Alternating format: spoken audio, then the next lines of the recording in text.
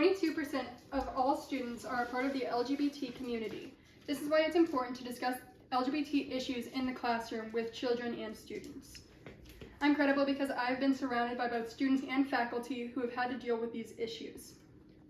Some of the topics that we will be discussing are how not discussing the issues can make them feel isolated, and we need to create a safe environment for them to ask safe questions, as well as how discussing the issues can make them feel confused or even groomed.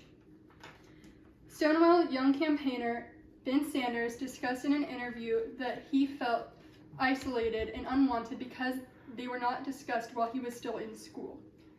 And the Trevor Project hosted a survey where 45% of all LGBT students reported attempting self-harm, and 30% of those students reported that it was because they felt uneducated on their choices.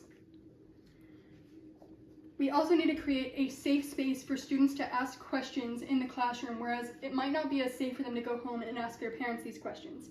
According to the Huffington Post, students are 18% more likely to ask questions in a classroom that discusses LGBT versus a classroom that does not discuss these issues.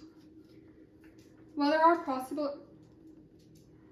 positive attributes to discussing the LGBT in classrooms, there are also negatives. How it can be confusing to them if we discuss this while they're getting a basic education. According to the Heritage Foundation and the Children's Hospital of Philadelphia, it might not be the best to discuss this while they're getting a basic education, whereas it might be more safe to discuss it while they're in middle school or high school.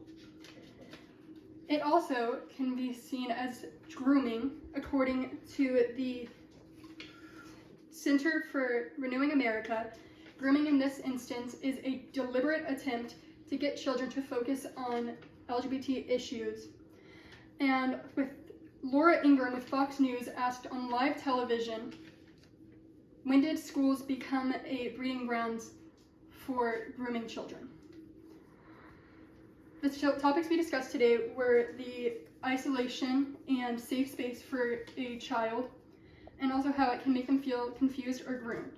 Even if it only helps 22% of students, it's still more students that are being helped than before it was. Thank you. Hooray!